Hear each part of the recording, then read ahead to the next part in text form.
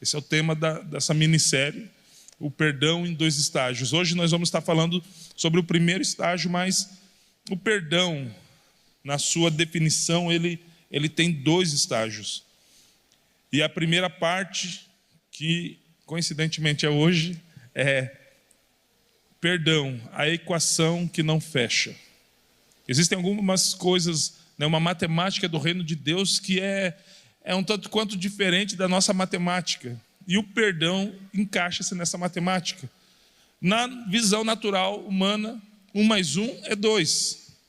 Não precisa nem fazer faculdade para descobrir isso. No reino de Deus, 1 mais 1 é 1. Lembra de João 17? Jesus orando a Deus: Pai, que eles sejam um, como nós somos um. Eu em ti, tu em mim, ele em nós. Então, no reino de Deus é a unidade. Somos mais fortes porque somos um. No casamento, deixará o homem pai e a mãe, se unirá a sua mulher, a sua esposa, e ambos serão um. Então, a matemática no reino de Deus, ela funciona de uma forma diferente. Só que, na nossa mentalidade, o perdão é uma matemática, é uma equação que não fecha. E nós vamos conversar sobre isso ao longo dessa mensagem. Colossenses capítulo 1, versículo 13. Pois ele nos resgatou do domínio das trevas e nos transportou para o reino do seu Filho amado, em quem temos redenção, a saber, o perdão dos pecados.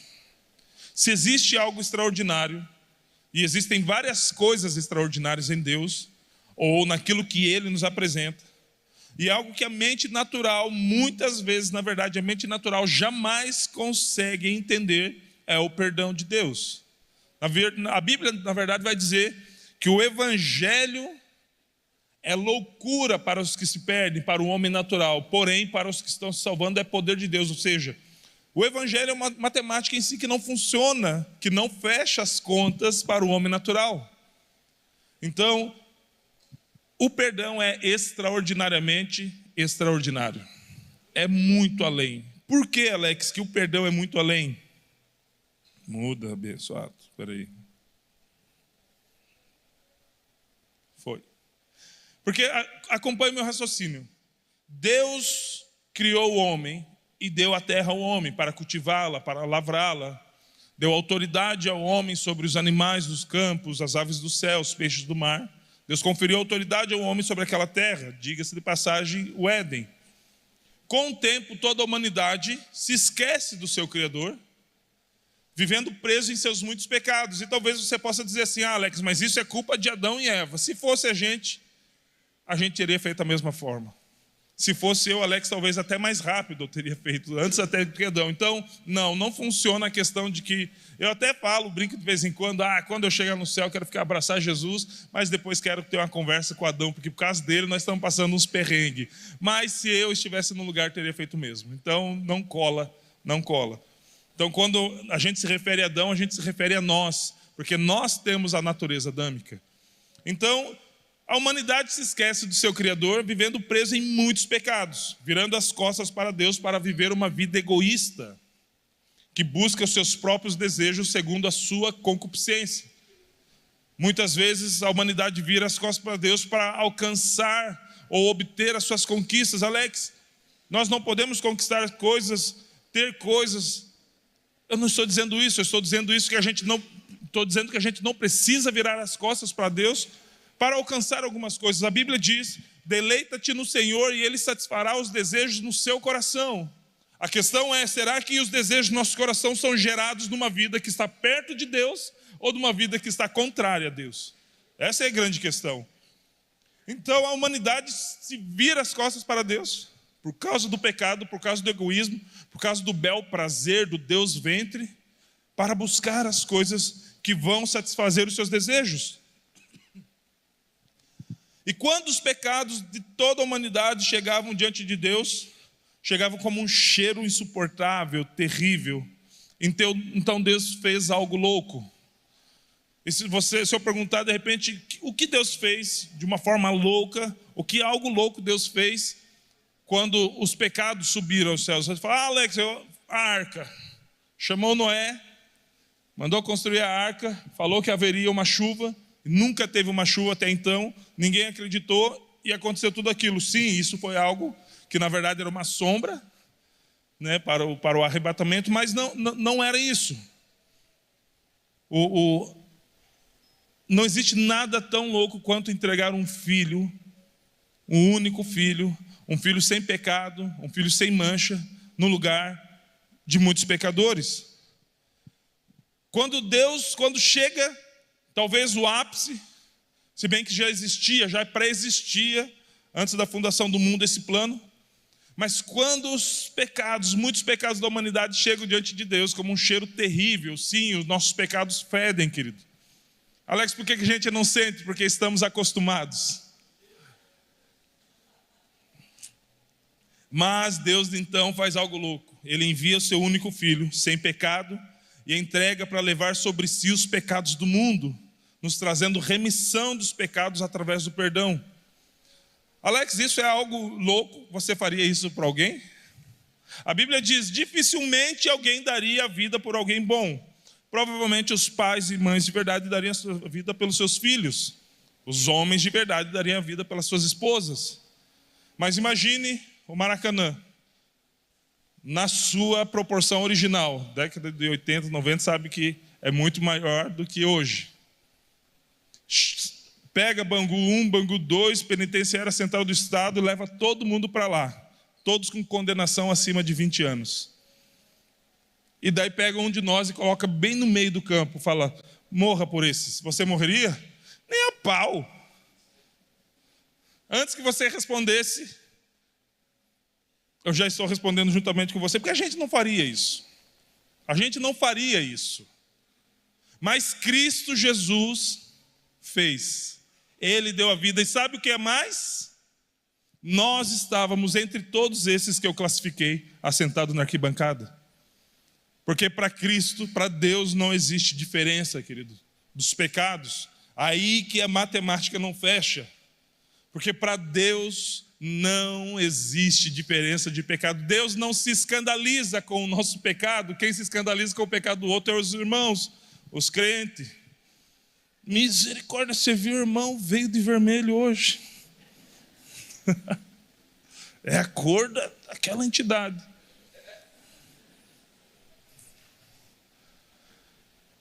Estou usando um escândalo que nem existe, né? Porque, meu Deus, quanta gente vermelha foi usar justamente essa cor hoje.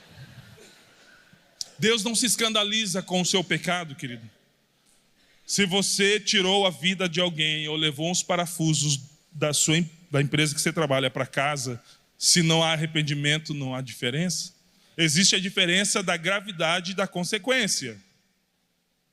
Mas não existe diferença.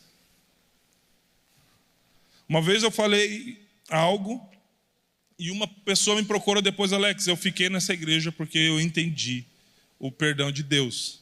Eu falei, mas o que tem a ver a igreja, embora a gente seja alvo do perdão de Deus, com você permanecer na igreja? Você falou algo escandalosamente escandaloso. E o escândalo da graça não está em a gente poder fazer o que quiser, como é pregado por aí. O escândalo da graça está, um miserável como eu fui redimido. Esse é o escândalo da graça.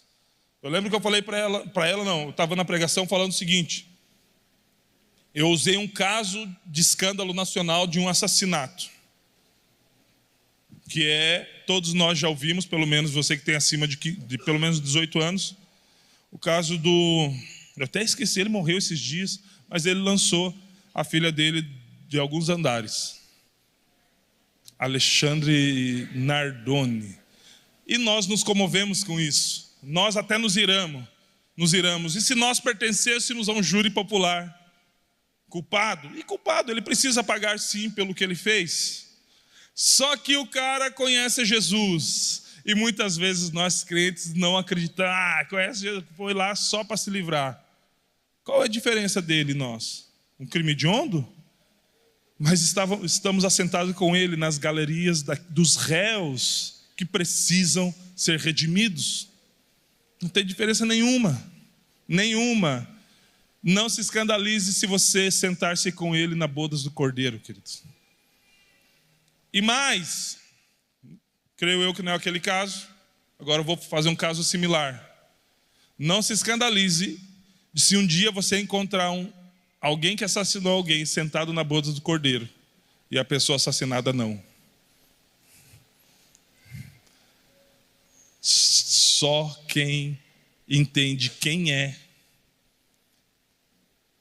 era antes de Cristo e o perdão de Cristo vai entender do que eu estou falando. Existem muitas pessoas que cometeram crimes hediondos e alcançaram salvação tempos depois. E as vítimas desses crimes muitas vezes nem alcançaram. E aí? A matemática fecha? A equação fecha? É óbvio que não. Por quê? Porque o perdão de Deus não é segundo a nossa justiça. Porque as nossas obras de justiça, elas são comparadas a trapo, a pano de imundícia. Porque nós julgamos segundo os benefícios que podemos receber. Deus trouxe a justiça sem benefício nenhum. Os únicos beneficiados pela justiça de Deus foram quem? Um bando de pecadores. A matemática não fecha, queridos. E se a gente quiser que ela feche na nossa ciência natural, nós cometeremos injustiça. Vamos lá, que essa parte nem estava programada. Então ele envia seu filho. A atitude inconsequente de Cristo, de Deus, é enviar o seu filho. Obrigado. A atitude inconsequente de Deus é enviar o seu filho. Tem uma música que a gente canta: "Oh, impressionante, infinito e ousado amor de Deus". Na concepção original não é ousado, é inconsequente. Ele não mediu consequências. Ele entregou o seu filho. E através do seu filho nós recebemos remissão dos nossos pecados, que quer dizer perdão. O versículo que lemos fala que Deus nos libertou, nos resgatou. O que é resgate? É trazer de volta. Por essência não pertencemos ao império das trevas. Por essência pertencemos a Deus. Então quando a Bíblia fala que ele resgatou, é trazer de volta. Por essência já pertencíamos a um lugar. Nos libertou do império das trevas e nos transportou para o reino do seu Filho amado, onde recebemos perdão. E só podemos entrar e permanecer nesse reino através do perdão. A única forma é através do perdão de Deus. O salmista, ele enaltece a grandeza de Deus, fazendo uma reflexão. Salmos capítulo 8, versículo 1, 3 e 4. Ó Senhor, é teu nome em toda a terra, pois pusestes nos céus a sua majestade. Quando contemplo os teus céus, obra dos teus dedos, e a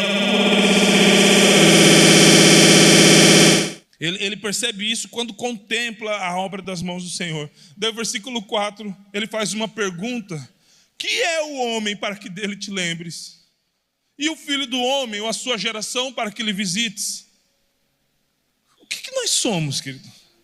O que tem em nós a ponto de atrair o olhar de Deus? Você já se fez essa pergunta? O que o Senhor viu em mim, Deus? Para que o Senhor entregasse o seu único filho naquela cruz para morrer pelado, envergonhado, humilhado, como um maldito no meu lugar. Por quê? Você já se fez essa pergunta, querido? O que existe em nós que fez com que Deus olhasse para nós? Quem sou eu para que Ele se compadeça de mim? O que existe em mim que pudesse atrair os olhos de Deus para mim?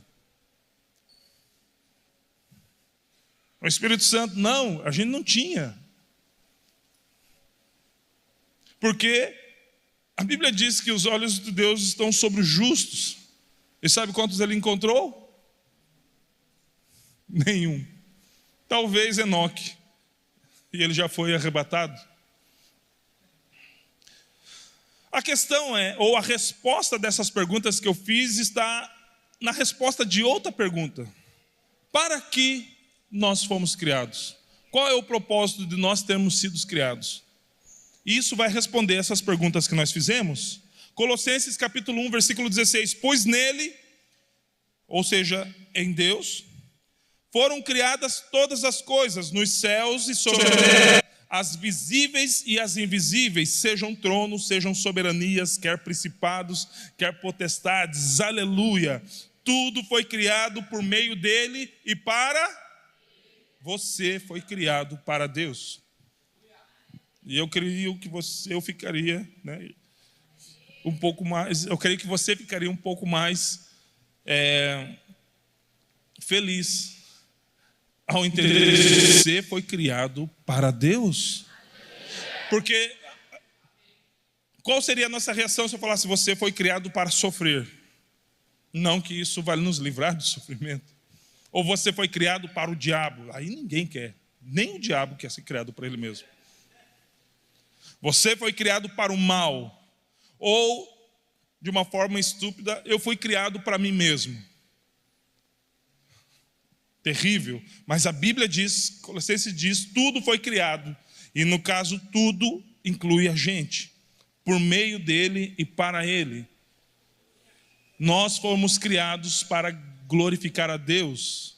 E eu não digo apenas no meio da mensagem, quando eu sinto que aquela mensagem falou comigo e eu fico um pouco feliz, glória a Deus, amém, isso precisa existir, nós somos pentecostais, parede preta, porém pentecostais, amém? Então, precisa existir, mas eu não estou falando apenas disso. Eu não estou falando de um momento onde você ouve alguma coisa empolgante, uma frase legal e levanta a mão e diz glória a Deus. Não, eu estou falando sobre viver uma vida que glorifica a Deus.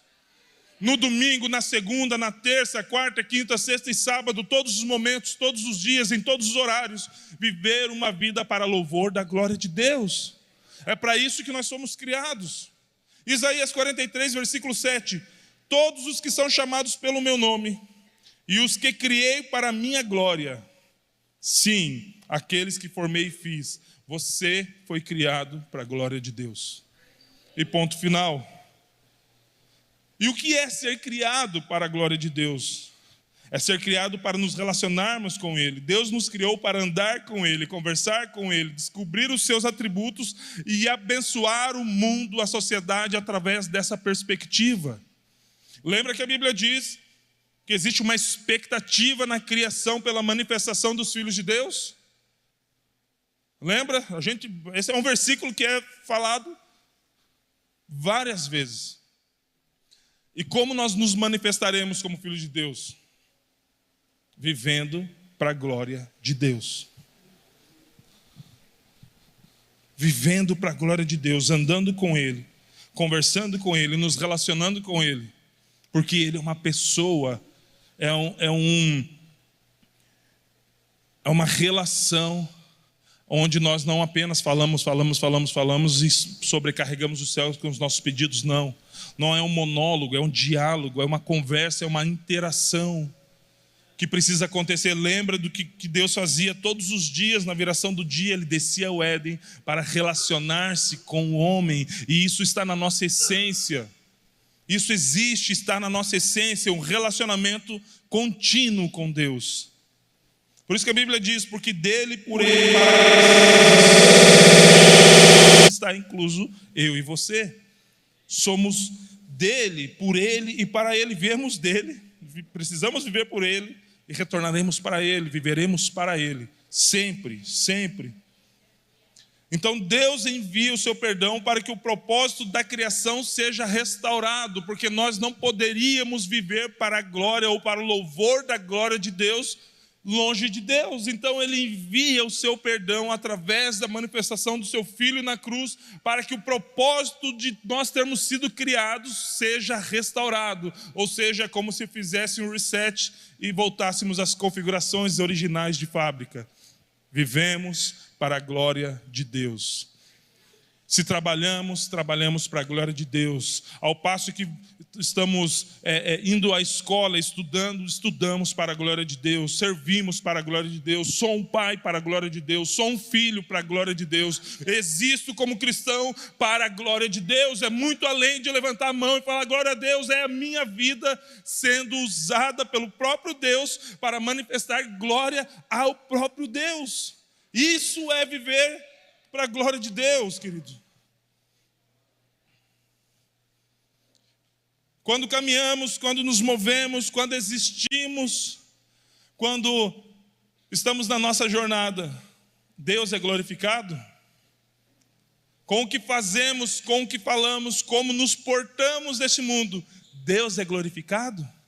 Ao olharem para a nossa existência, para a nossa vida, fazendo o que nós estamos fazendo, Deus está sendo glorificado? Essa é uma pergunta que nós precisamos fazer para nós mesmos. Levantar, Senhor Deus, que meu dia seja para a sua glória. Ao dormir, Senhor Deus, será que o Senhor foi glorificado através da minha vida, com as minhas atitudes? Então nós entendemos que, ou precisamos entender para que nós fomos criados, e à medida que entendemos isso, precisamos entender mais duas coisas a respeito do perdão. A primeira delas é: nós não somos merecedores. Nós não somos merecedores do perdão. Romanos capítulo 6, 20 ao 23 diz: porque quando vocês eram escravos do pecado, estavam livres em relação à justiça. Não livres de fato, né? Estavam isentos da justiça de Deus. Naquele tempo, que fruto vocês colheram? Somente as coisas de que agora vocês se envergonham. Ou seja, aqui é o versículo que nos diz como nós devemos contar os nossos testemunhos. Se ao contar o nosso testemunho não produz vergonha, mas sim uma saudadezinha de leve daquilo que a gente estava vivendo, com um sorrisinho no canto do rosto, então não houve arrependimento. Só mudou o clube social. Nossa, cara, eu fazia isso, dá até água na boca. Nossa, a gente fazia isso, cara, era tão legal, que saudade daquele tempo. O quê? A Bíblia diz: naquele tempo, que fruto vocês colheram? Somente as coisas de que agora vocês se envergonham. Quando contamos o nosso testemunho, principalmente perto das pessoas que conhecíamos antes de Cristo, a gente tem que até fazer assim, ó. Alguns, né? Nem todos, tem uns que já foram um pouco mais santos, né? Tipo no caso do pastor David. Mas tem uns que tem que ter, conta o testemunho: meu irmão, me perdoe, naquela época eu não conhecia Cristo. Quem fez caminho de volta sabe do que eu estou falando. Quem teve que pagar as suas pizzas sabe do que eu estou falando. Se envergonhar porque fazia sem entendimento da justiça e da verdade, e fazia achando que estava fazendo certo, e era o bambambam, o cara. Mas depois que conhece a Cristo, foi: meu Deus, cara, me perdoe, não sei onde que eu estava com a cabeça. E por que a gente precisa se envergonhar? O restante do versículo: porque o fim delas é morte. Agora, porém, libertados do pecado, aleluia, transformados em servos de Deus, o fruto que vocês escolhem é para a santificação, e o fim, nesse caso, é vida eterna. O fim, nesse caso, é vida eterna. Ou seja, quando estávamos achando que éramos livres de igreja, livres de Deus, livres dessa ideia de Cristo, porque é isso que é livre de justiça. Não é da nossa justiça ou da justiça humana, é da justificação em Cristo. Achando que estávamos livres, com essa mentalidade éramos escravos. E o fim disso, o fruto disso, morte. Não apenas a física, mas a eterna, que é a pior de todas. Mas agora, libertados do pecado, o que nós colhemos? Santificação e vida eterna. Qual fruto colheremos conforme as obras das nossas mãos? Versículo 23: porque o salário do pecado é mas o dom gratuito de Deus, ou o presente gratuito de Deus, é vida eterna em Cristo Jesus, nosso Senhor. Em Cristo achamos graça e misericórdia. Já vamos entender o porquê nós não merecemos. O que é graça? Já que em Cristo achamos graça e misericórdia, o que é graça? É favor imerecido. É o que nós não merecíamos, mas por causa do seu amor Ele nos deu. Amém? Entendido o que é graça? Então Ele nos deu o perdão sem que merecêssemos, porque é através do perdão, vida eterna. Existe um elemento antes do perdão, mas é o próximo tópico. Já se graça é algo que nós recebemos de Deus sem merecer, o que é misericórdia? Misericórdia é quando Deus não nos dá o que merecemos. Quando aquilo que nós merecíamos por causa dos nossos feitos, por causa da nossa jornada, por causa do nosso trabalho, mas Ele olha e fala: eu não vou dar isso a vocês. Isso é misericórdia. Agora, olhando para o versículo 23 de novo: o salário do pecado é a morte. Quem pecou? Nós ou Cristo? Então quem que precisava receber esse pecado? A punição ou o salário do pecado? Nós ou Cristo? Quem que trabalhou arduamente no pecado? Responde aí, irmão. Participa junto comigo, por gentileza. Quem trabalhou arduosamente ou arduamente no pecado? Quem que deu na trave? Quem que caminhou segundo as próprias concupiscências? Quem que virou as costas para Deus satisfazendo os desejos próprios? Então existe um piques de um salário pronto a ser transferido para a conta de alguém. E de quem é essa conta? Mas a misericórdia dele fez com que a gente não recebesse o que merecíamos. Glória a Deus por isso.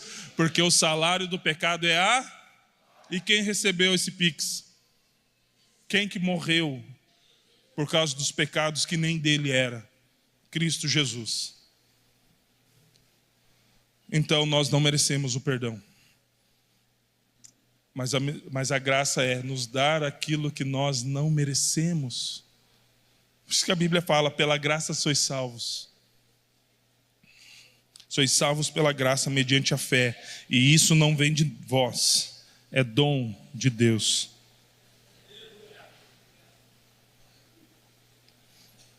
Então misericórdia é Ele nos livrar do que merecemos. Por causa dos nossos pecados merecíamos o quê? A morte. Mas Ele morreu no nosso lugar. Isso é misericórdia. Hebreus 14, 4, 16. Portanto, aproximemo-nos do trono da graça com confiança, com ousadia. Por que com confiança? Você acha que o sumo sacerdote estava tão tranquilo a se aproximar da Arca da Aliança? Claro que não. Porque existia a possibilidade do Yom Kippur, o dia da expiação, não expiar nada. Então ele entrava um tanto quanto tenso. Mas a Bíblia diz para nós, sacerdócio real, entrar diante, se aproximar do trono da graça com confiança. Por quê? Porque não existe, se fomos perdoados, não existe mais condenação. Se fomos perdoados, não existe mais acusação. Então podemos sim adentrar, nos aproximar do trono da graça, com confiança, sem medo que os pecados não sejam redimidos, porque eles já foram redimidos há 2000 anos atrás. E por que precisamos entrar com confiança? A fim de recebermos misericórdia, aleluia, e encontrarmos graça para ajuda em momento oportuno. E qual é o momento oportuno para encontrar graça e misericórdia? Aquilo que não merecemos e deixar de receber, ou deixar de receber a punição que merecíamos. Qual que é o momento? Qual que é o momento oportuno? Nós temos o ontem já passou. Águas passadas não movem moinhos. Está escrito em algum livro, não está na Bíblia, mas vale para reflexão. Nós temos o amanhã? Amanhã não, ainda não chegou, querido. Amanhã a Deus pertence. Então, se nós não temos o ontem e nem o amanhã, nós temos o quê? O hoje não, porque até meia-noite é hoje. Nós temos o agora. Então agora é o momento oportuno de nos aproximarmos de Deus, encontrarmos graça e misericórdia e ter os nossos pecados perdoados em Cristo Jesus, amém? Pare dessa conversa, ainda não é tempo, ainda não é tempo.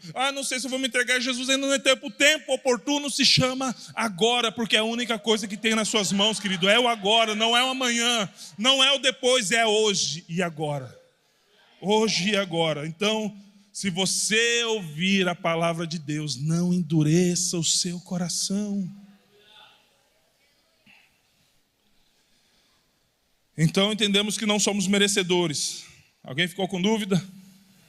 Nem que nós precisamos entender. E essa é a mais séria. Não há perdão. Não há perdão sem arrependimento.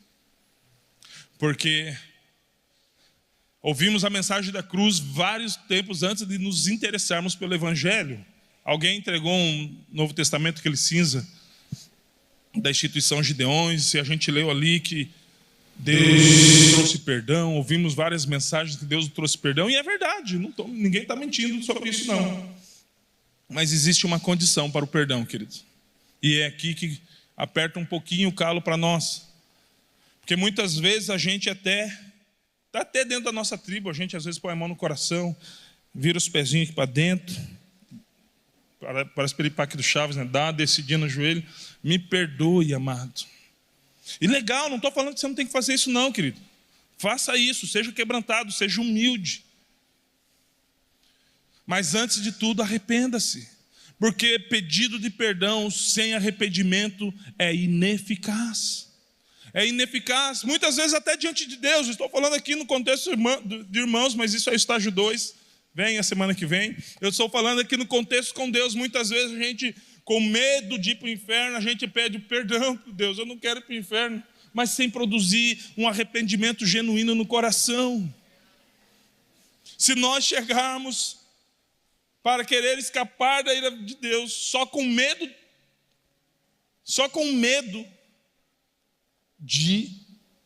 da condenação, talvez a gente vai ser recebido com um saudoso raça de víboras. Quem vos ensinou a fugir da ira vindoura, produzam frutos dignos de arrependimento. O arrependimento não é estéril, ele frutifica e os frutos dele são permanentes. Então, queridos, roubaram de muitos púlpitos do Brasil a palavra arrependimento, porque não tem como falar de uma forma tão sorridente sobre uma mensagem de arrependimento. Só que o evangelho começa com um cara parecido com um doido, vestido de pele de carneiro, comendo de camelo, comendo gafanhoto com mel silvestre. Ele pegava o gafanhoto e passava no mel. E daí saía no meio do deserto. Arrependei-vos, porque é chegado a vós o reino. E quando vem o reino, vem também quem? O rei. E quando ele vier, querido, e quando o rei vier, é bom, muito bom e inteligente da nossa parte se nós tivermos nos arrependido, porque o arrependimento é a estrada que nos conduz ao perdão. Não acessaremos perdão sem arrependimento. Não acessaremos. Atos capítulo 17, versículo 24, Paulo chega em Atenas, percebe que a cidade é idólatra, tem imagem de adoração para tudo quanto é canto, de tudo quanto é jeito, de tudo quanto é material, tem de ouro, tem de prata, tem de bronze, essas medalhas olímpicas, tem de gesso, tem de tudo quanto é forma. E ele via que aquele povo adorava aquelas imagens. Embora Atenas fosse palco da filosofia na época, até tinha, com a mensagem de Paulo, existia alguns filósofos epicureus e estoicos que eles falavam: o que esse tagarela está falando a respeito da mensagem de Paulo? Sabe por quê? Porque a mensagem viva, ela produz algum barulho, algum movimento na sociedade. E a mensagem de Paulo começou a agitar um pouco aquela sociedade, e os caras começaram, os pensadores são chamados, né? São chamados a falar sobre isso, a pensar, a refletir sobre isso, entender o que está acontecendo. E daí eles não puderam explicar, porque o que Paulo estava falando não era conhecimento da terra. Embora a filosofia não seja ruim, filosofia da junção, né, filéu, amigo, e sofia, conhecimento, então amigos do conhecimento. Então não é ruim, só que é um conhecimento daqui. A Bíblia diz: ei, querem ser sábios? Peça a Deus, porque Ele dá deliberadamente. Então não tem problema se você tem conhecimento no nível horizontal, mas Cristo nos proporcionou buscar um conhecimento no nível vertical. Ei, busque a sabedoria do alto, porque a terrena é demoníaca. Ou a gente pode se basear aqui, ou a gente pode se basear na sabedoria do alto. Por isso que eles não compreendiam, por isso que eles estavam chamando aquele cara de tagarela. Só que aquele cara tagarela estava mudando a história daquela cidade através da mensagem poderosa do Evangelho. E daí fizeram uma reunião e chamaram ele. Falei: cara, fale um pouco disso aí para nós. E daí ele vai falar. Ele entra no Areópago. E no Areópago, trava-línguas, né? Areópago existiam algumas estátuas, e uma delas estava o Deus desconhecido, e Paulo prega uma das mensagens mais criativas dele. E no versículo 24 do capítulo 17 de Atos, ele continua dizendo: o Deus que fez o mundo e tudo que nele existe, sendo ele Senhor dos céus e da terra, não habita em santuários feitos por mãos humanas. E aqui já começa trazendo uma cisão na cultura, porque era um povo idólatra, cheio de estátuas, adorando a templos, indo a um lugar específico. Alex, mas a gente não vem a um lugar específico? Viemos.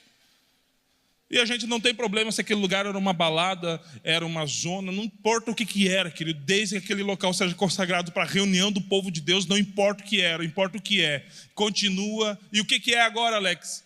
Parede. Deus não habita em santuários feitos por mãos humanas, Ele habita em você. Ele deseja habitar em você. O que Paulo traz uma confusão para a mente daquela cultura, porque aquela cultura estava acostumada a se prostrar diante de imagens e considerar construções sagradas, e de repente ele fala, e aquela cultura tinha um Deus para cada coisa, um Deus para a fertilização, um Deus para a cultura, para o cultivo, um Deus para a lavoura de não sei o quê, um Deus para isso, um Deus que protege a família. E daí Paulo fez, ele chega: o Deus que fez o mundo e tudo que nele existe. Vocês precisam de um monte para ficar cuidando de cada coisa, o meu fez tudo isso. Sendo ele Senhor do céu e da terra, não existe ninguém além dele. Não habita no que vocês construíram. Eu vejo os caras querendo morder o crânio de Paulo. Nem é servido por mãos humanas, como se precisasse de alguma coisa. Ele não precisa ser carregado, não precisa ser colocado em cima do andor, em cima de uma capelinha. Ele não precisa ser transportado daqui para lá, pois Ele mesmo é quem a todos dá vida, respiração e tudo mais. Não somos nós que carregamos Deus como uma imagem, é Ele que nos carrega como seus filhos quando precisamos. Era esse Deus que Paulo estava apresentando a eles, o Deus desconhecido, porque Paulo não estava apontando para uma imagem. Antes que venham os pensadores da época atual, Paulo estava apontando para um nome inexistente que eles não conheciam. De um só homem fez todas as nações para habitarem sobre a face da terra, havendo fixado os tempos previamente estabelecidos e os limites da sua habitação. Ele está falando do controle que Deus tem. Deus não perdeu o controle. Ele que fixou, Ele que estabeleceu ou pré-estabeleceu limites e habitação. Ei, Deus não estava dormindo quando estava fazendo tudo. Ele continua no controle, Ele continua no trono. E por que Ele estabeleceu isso? Por que Ele estabeleceu os tempos? Por que Ele estabeleceu os limites? Para buscarem a Deus. Ou seja, o propósito de Deus ter estabelecido a humanidade para que a humanidade busque a Ele. Se você não está buscando a Deus, você está fora do seu propósito. E fica tranquilo, está tudo bem, querido. Eu andei muito fora do meu propósito também quando eu não conhecia Cristo. E o fato de eu estar no propósito hoje não me faz melhor do que ninguém. Me faz mais responsável, mas não melhor. Às vezes a gente acha, não, porque nós somos o santo. Continuamos pecadores, porém perdoados. Por quê? Porque se arrependeram. Essa é a diferença. Pecadores redimidos mediante o perdão com base no arrependimento. Tirando isso, tudo igual. Comemos, fermenta e vai embora. Às vezes avisa antes até. Para buscarem a Deus, que Deus estabeleceu isso. Versículo 27. Para buscarem a Deus, se porventura tateando o possam achar, ainda que não esteja longe de cada um de nós. Deus não está escondido, querido. Eu fico imaginando, eu lembro quando eu brincava com meus filhos de esconde-esconde. O pai sempre quer ser encontrado, né? Alguns porque querem celebrar o momento, outros porque não querem gastar muito tempo brincando. Mas eu creio que você faz parte da primeira. E a gente escondia atrás da cortina, escondia só essa metade para cá. Ficava com a metade para fora da cortina. Por quê? Porque queria ser encontrado. É como se fosse Deus.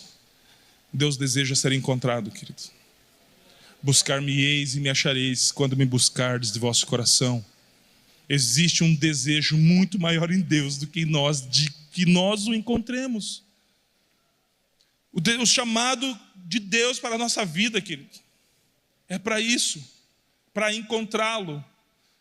O primeiro chamado de Deus para a sua vida não é para você se tornar um levita que flutua no culto. Não temos mais levitas, né? Que levitas são descendentes de Levi, ou seja, sacerdotes. Conforme a gente aprendeu com 1 Pedro 2,9, então todos nós somos, porque somos sacerdócio real. Mas não foi para ser um levita, um músico que Deus te chamou por primeiro. Faça isso, mas esse não é teu primeiro chamado. Esse não é o propósito inicial ou primordial de vida. Você é profeta das nações. Não, nem um fariseu que fica apontando os outros. Você foi chamado para buscá-lo. O teu chamado é para se encontrar na viração do dia com Deus, querido. O teu chamado é para que você seja um verdadeiro adorador. Lembra da conversa com a mulher samaritana? Quando ela entende Jesus, fala: Senhor, aonde é o lugar para adorar? Uns dizem que é nesse monte, outros dizem que é no templo. Você diz que é onde? Ele falou: vai chegar um tempo, e na verdade já chegou, que os verdadeiros adoradores adorarão ao Pai, em espírito e em verdade. Porque importa que assim os adorem. Porque Deus procura esse tipo de adorador. Esse é o nosso primeiro chamado, querido. Está totalmente vinculado ao propósito de criação. Vivemos para adorá-lo. Por isso que o versículo 27 diz que foram estabelecidos toda a habitação, todos os tempos, todos os habitantes para buscarem a Deus. Se porventura tateando posso achar, ainda que não esteja longe de cada um de nós. Versículo 28, porque nele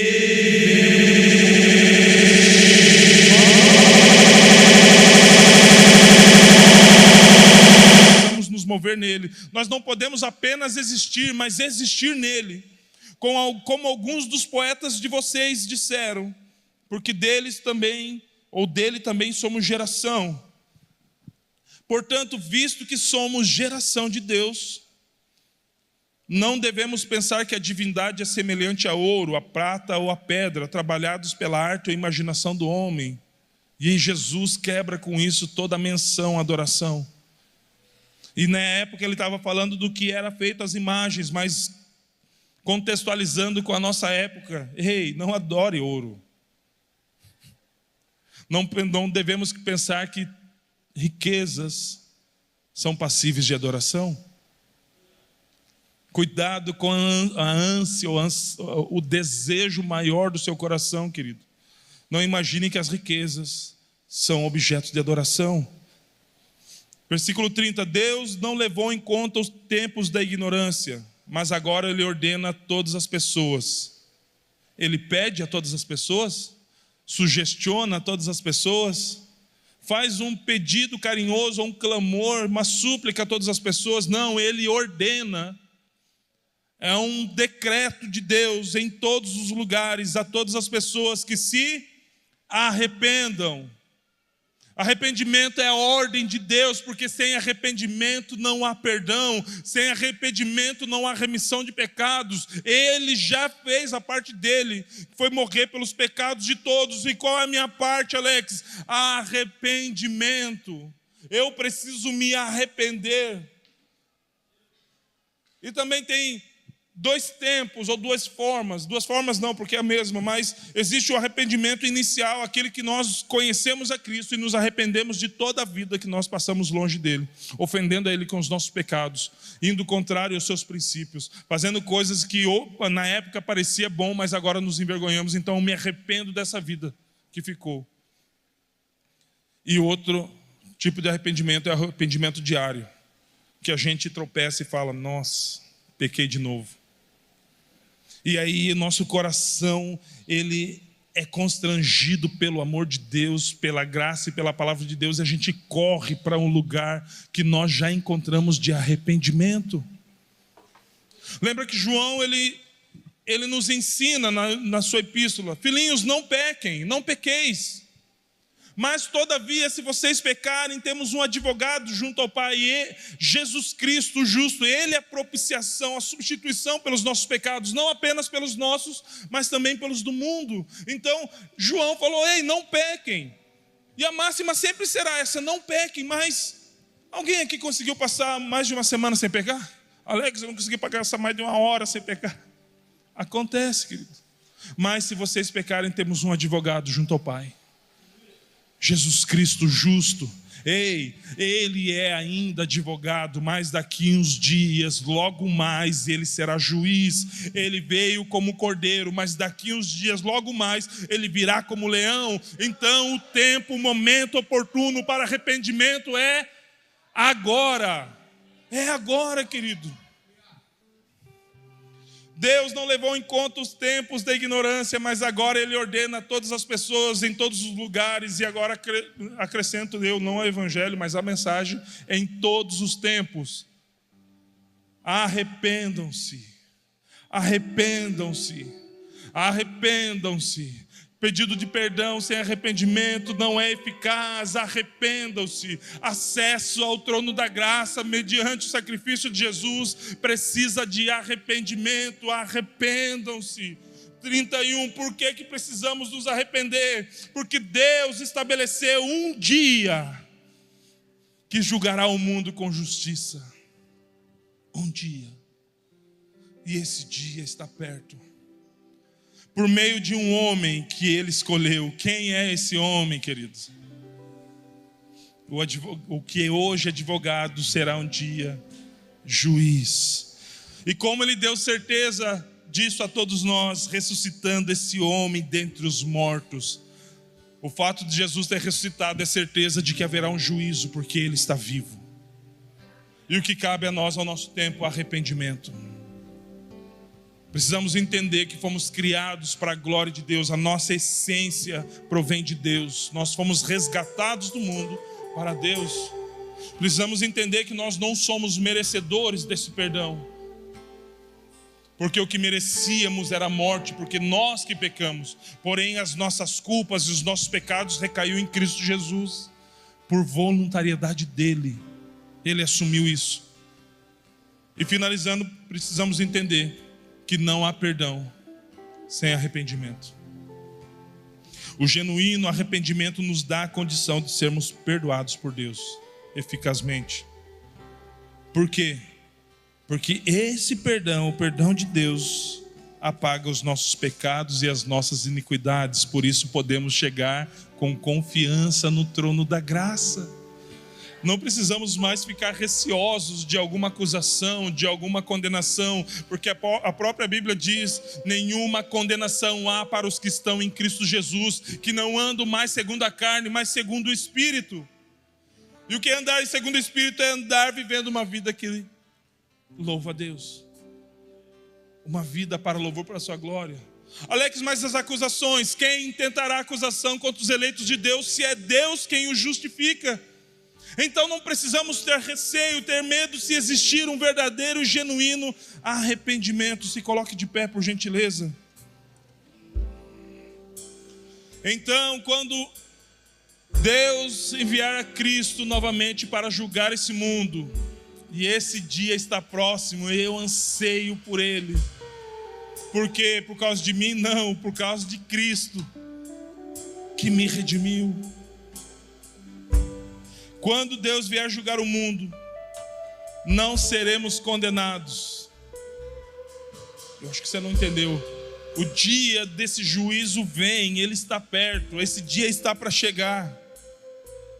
E quando ele chegar, nós não seremos condenados, porque o perdão em Cristo Jesus nos livra da culpa pelos pecados, porque Ele se fez culpado em nosso lugar, e ao nos arrependermos, nós nos apropriamos desse perdão, e esse perdão nos isenta, nos livra, nos limpa de toda culpa, de toda condenação, de todo pecado, de toda mancha que possa nos afastar dele. Mas é necessário arrependimento. Arrependimento.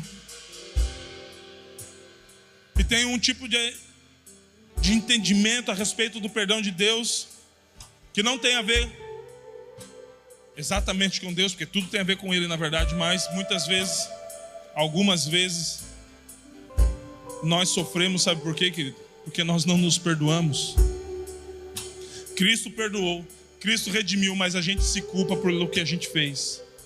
A gente carrega fantasmas que nos assombram, pela nossa história. Alex, você não sabe o que eu fiz. Você também não sabe o que eu fiz.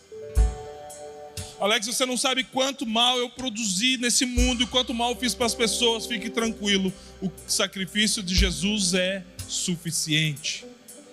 Não existe pecado que Ele não possa redimir, não existe buraco que Ele não possa alcançar, não existe muralha que Ele não possa saltar, querido. Não existe nada impossível para o Deus perdoador, como Davi disse, o Deus perdoador. Se existe uma das características fortes em Deus, é a capacidade, é o poder de perdoar, mas isso está totalmente ligado ao nosso arrependimento. Então eu quero fazer um convite a você.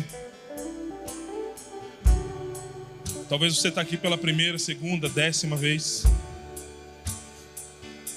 e você ainda não se entregou a Cristo de fato, de verdade.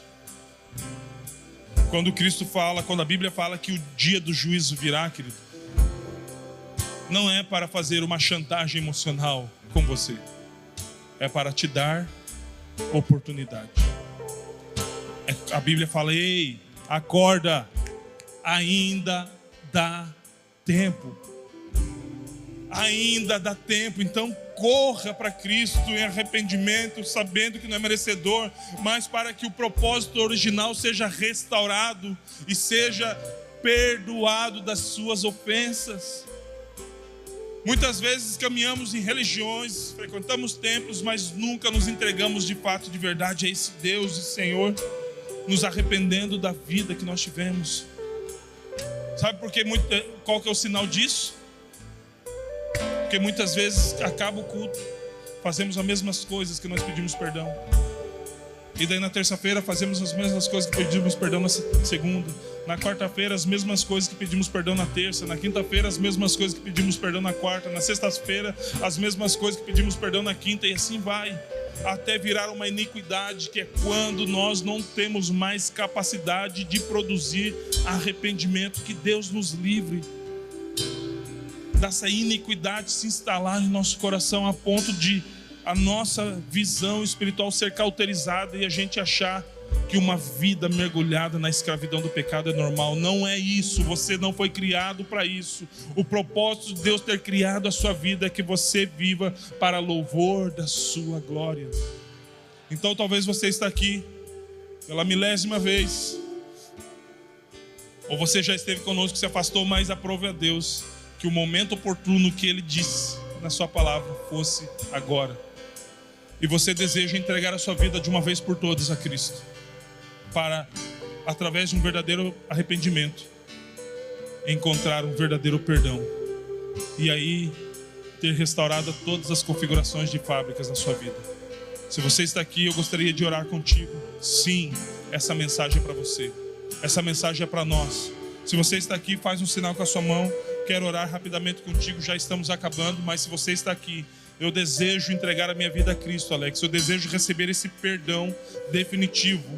Eu desejo me arrepender dos meus pecados. Eu desejo me entregar a Cristo. Levante suas mãos, uma das suas mãos, por gentileza, se você deseja isso. Se você quer se entregar a Cristo, ou se você já caminhou com Cristo e deseja reconciliar, faz também um sinal das suas mãos. Se você deseja correr para os braços de Cristo outra vez, se você deseja estar com Cristo outra vez, é só fazer um sinal com a sua mão e nós vamos orar. Amém. Perdão. Alguém vai ir até você, querido, e vai vir com você aqui à frente, por gentileza. Nós não queremos envergonhá-lo de forma alguma, nós queremos orar contigo. Você está declarando publicamente que você deseja o perdão genuíno de Deus.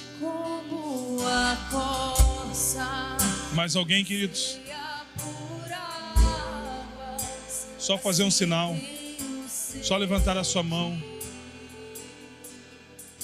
Se você estiver aqui, o momento oportuno é agora.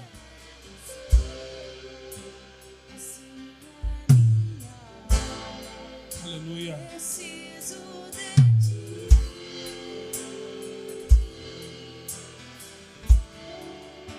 Distante de ti, Senhor, não posso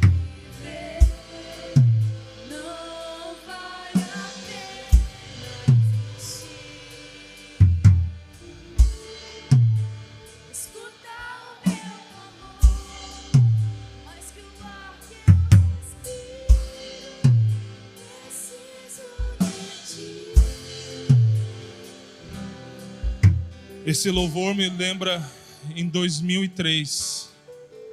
Eu e a Thaís sentados à beira da cama numa tarde, ambos afastados da graça e misericórdia de Deus. E de repente estávamos ouvindo música, resolvemos colocar o CD, na época era CD ainda. E começou a tocar essa música. Estávamos afastados do Senhor. Estávamos longe do lugar de perdão. E começamos a chorar. Estávamos afastados, desviados de Deus. E aquelas verdades cantadas começou a invadir o nosso coração, porque a gente reconheceu que precisávamos de Cristo. Nós não poderíamos mais viver distante do Senhor, nós não poderíamos mais existir. Não fazia mais nexo pra gente uma vida longe de Deus, porque entendemos que o nosso propósito, que fomos criados para viver com Ele, para Ele, por Ele. Eu lembro como se fosse ontem. E a gente decidiu, de alguma forma, fazer o caminho de volta e restaurar a nossa intimidade, a nossa comunhão com Deus. E não foi um caminho fácil, mas foi possível. Então, querido, você não pode viver distante do Senhor. Você não pode viver, querido. Não posso viver, não vale a pena existir. Escutou meu clamor, mas com a teu respiro, preciso de ti. Eu quero convidar vocês para repetir uma oração comigo, por gentileza. Glória a Deus pela sua vida.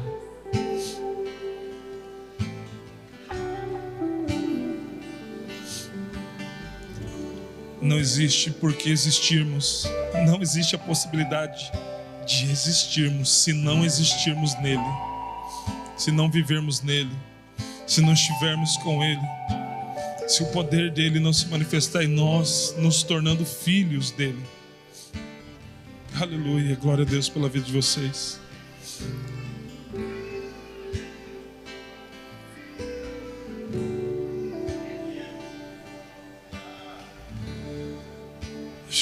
Aleluia. Eu gostaria que vocês olhassem para mim, por gentileza. Olhassem para mim, coloque a mão no seu coração. Olhe para mim, abre os seus olhos e repita essa oração comigo. Repete comigo: Senhor Jesus, eu reconheço que Tu és o Filho de Deus, que veio a esse mundo, morreu no meu lugar, ressuscitou e está vivo. Eu também reconheço que sou pecador e que ofendi ao Senhor com os meus pecados. Então eu peço, Senhor, me perdoa os meus pecados, Pai, porque eu me arrependo dos meus pecados. Então redime a minha vida, lava-me com Teu sangue e escreve o meu nome no Teu livro, para que eu possa viver perdoado e para louvor da Sua glória, em nome de Jesus, amém. Aleluia, glória a Deus. Abrace ela bem forte, abraça essa pessoa, querido. Manifeste o amor de Deus.